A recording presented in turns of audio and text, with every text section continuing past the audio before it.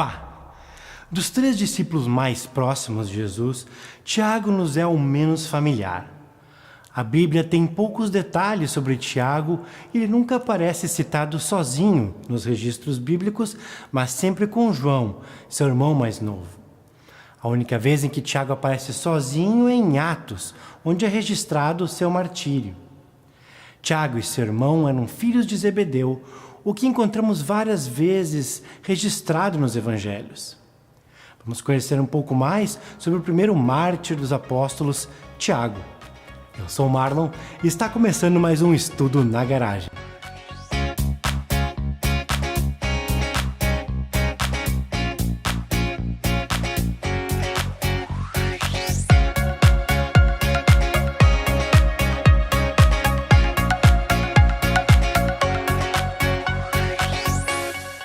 Zebedeu, o pai de Tiago, parecia ser um homem de prestígio devido à sua linhagem familiar e sucesso financeiro.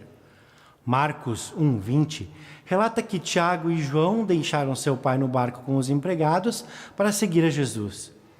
Considerando que Zebedeu tinha empregados, podemos assumir que ele tinha uma empresa de pesca, o que pode justificar o seu sucesso financeiro.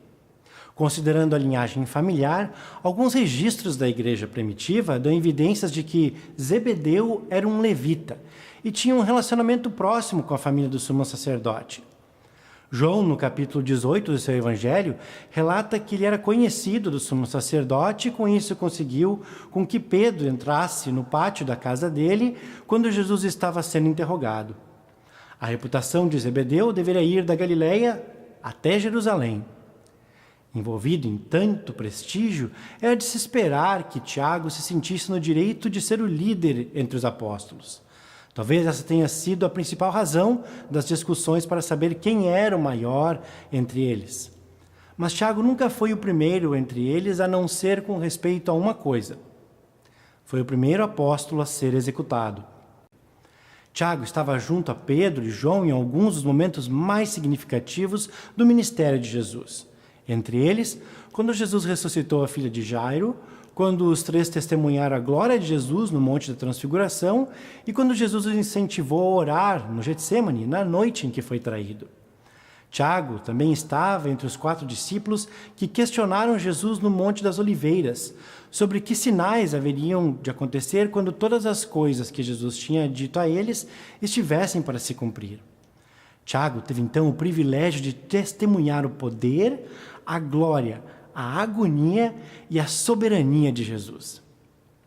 Se definíssemos Tiago em uma palavra, seria entusiasmo. Pelo pouco que sabemos dele, podemos observar que era um homem de muito fervor e energia.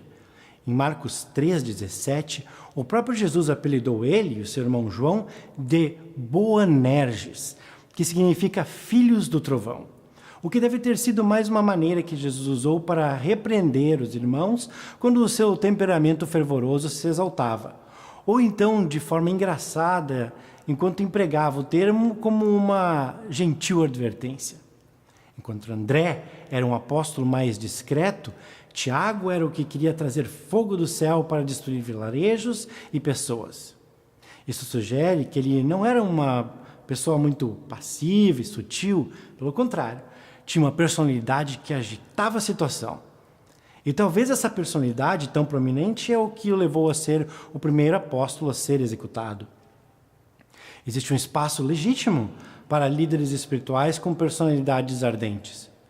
Elias era parecido, Neemias também, assim como João Batista, que tinha uma personalidade inflamável. Talvez Tiago tenha sido formado nos mesmos moldes, sincero, enérgico e impaciente com malfeitores. Não há nada essencialmente errado com o entusiasmo. O entusiasmo é uma virtude quando é com um motivo justo e reto. Mas quando o entusiasmo se torna em paixão descontrolada, pode ser mortal.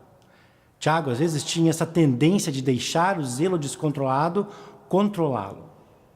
A Bíblia registra 2 incidentes que ilustram esse descontrole. Um foi quando quis chamar fogo do céu sobre Samaria, E outro, quando ele e João persuadiram sua mãe a fazer lobby com Jesus para que sentassem ao lado dele no reino dos céus. Vamos olhar essas duas situações. Na primeira, Jesus estava indo para Jerusalém na época da Páscoa. Essa viagem iria resultar na sua morte.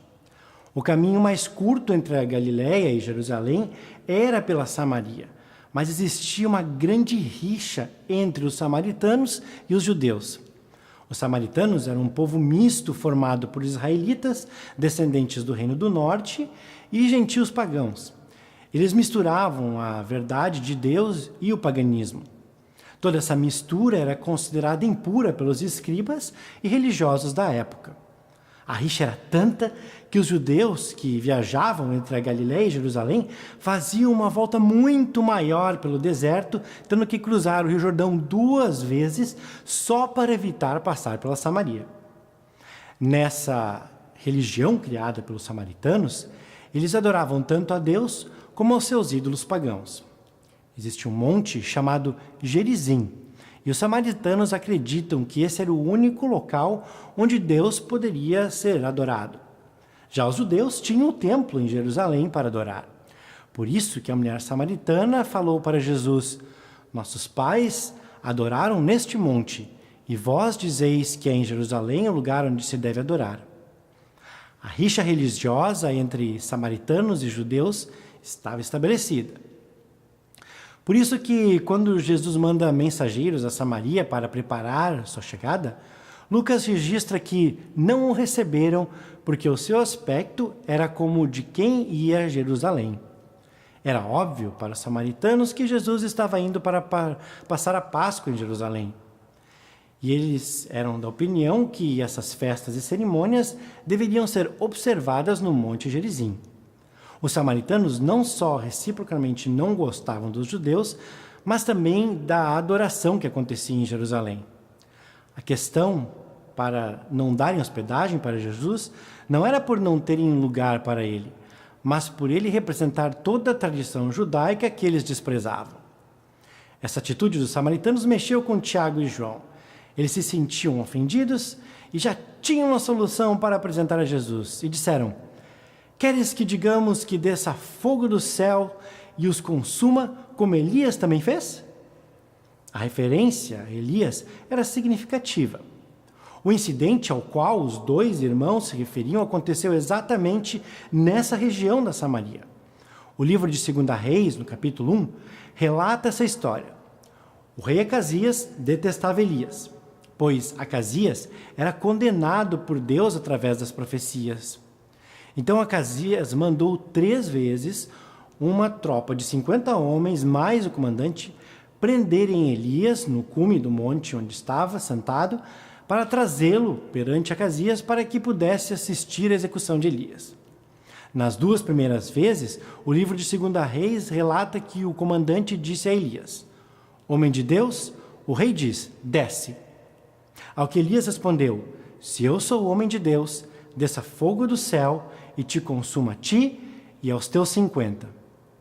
Então o fogo de Deus desceu do céu e o consumiu a ele e aos seus 50. Acasias acabou morrendo de acordo com a palavra do Senhor que Elias falou. E tudo isso aconteceu exatamente na região pela qual Jesus tinha proposto passar para chegar a Jerusalém. A história de Elias era conhecida dos discípulos. Então, quando Tiago e João sugeriram vir fogo do céu como resposta à falta de hospitalidade dos samaritanos, eles achavam que tinham um sólido precedente, pois Elias não tinha sido condenado por sua ação. Mas a questão é que para a situação de Elias isso foi apropriado, diferente das circunstâncias de Tiago e João. É claro que eles não tinham o poder de enviar fogo do céu, estavam na verdade sugerindo que Jesus deveria dar a eles o poder para fazer isso. Eles estavam pedindo a Jesus para capacitá-los a fazer uma coisa que Jesus não faria. A missão de Jesus era muito diferente da missão de Elias. Cristo veio para salvar, não para destruir. E Jesus os repreendeu, pois estava numa missão de resgate, não de julgamento. O exemplo de Jesus ensinou a Tiago que amor bondoso e misericórdia são virtudes a serem cultivadas muito mais que indignação justa e entusiasmo inflamável. Alguns anos mais tarde, lemos em Atos que a mensagem de Cristo pregada por Filipe causou uma grande transformação naquela cidade. A outra situação de entusiasmo descontrolado da vida de Tiago foi quando ele e João persuadiram sua mãe a fazer lobby com Jesus para que se sentassem ao lado dele no reino dos céus. Mateus 20, de 20 a 24, nos relata este acontecimento e revela outras características da personalidade de Tiago. Ele era ambicioso e tinha excesso de confiança. Comparando Mateus 27, 56 e Marcos 16, 1, aprendemos que o nome da mãe de Tiago era Salomé. Aprendemos também que ela era uma de muitas mulheres que tinham seguido Jesus desde a Galileia para o servir. Isso significava que Salomé provavelmente ajudava o ministério de Jesus com apoio financeiro e possivelmente também preparando refeições. Como já vimos, a família de Tiago era muito rica, o que possibilitava a Salomé estar junto com a caravana de Jesus, provendo ajuda logística.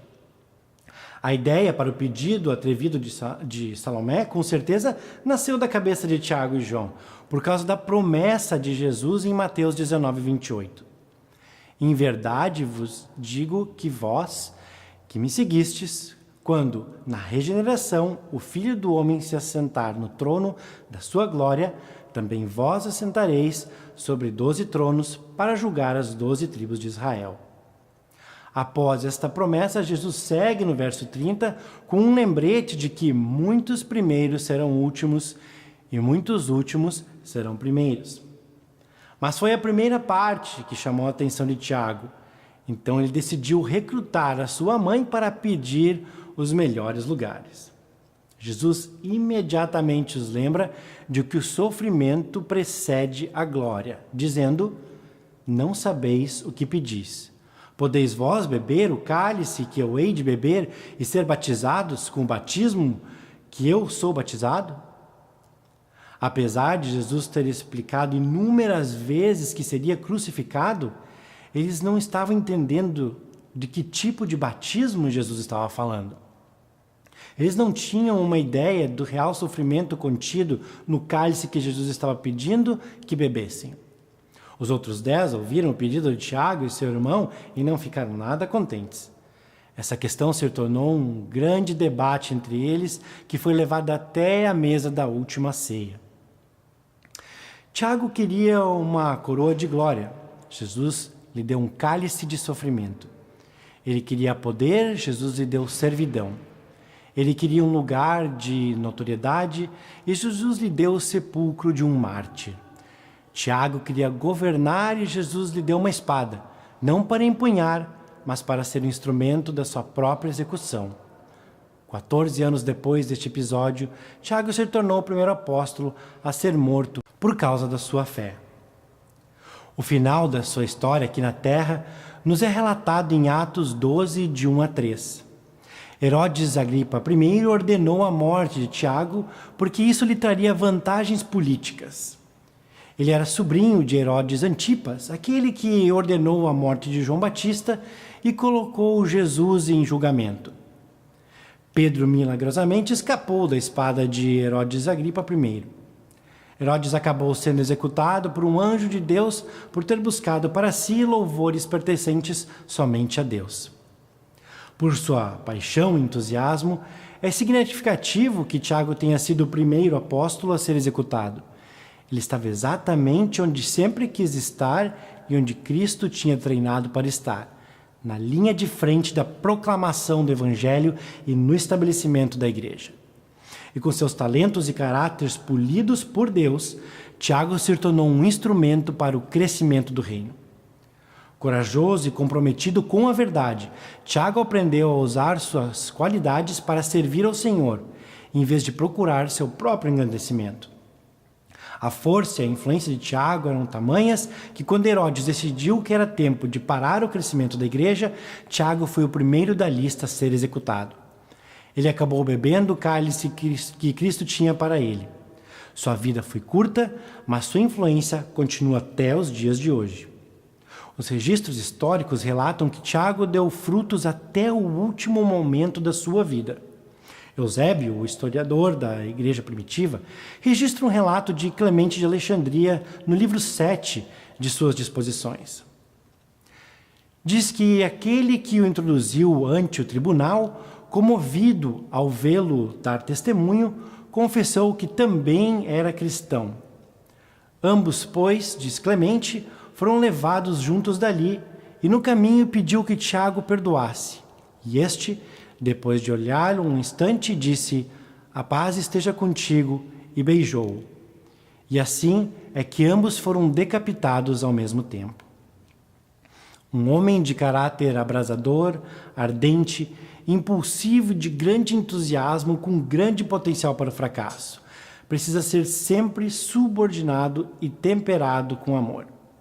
Quando um caráter assim se rende ao controle do Espírito Santo e é misturado com a paciência e persistência, tamanho entusiasmo se transforma em um maravilhoso instrumento nas mãos de Deus. A vida de Tiago mostra uma prova clara disso. No próximo episódio, vamos conhecer mais sobre João, o irmão de Tiago. Vale lembrar que a Bíblia é a única revelação divina e ela diz que só Jesus é o Salvador. Até o próximo episódio.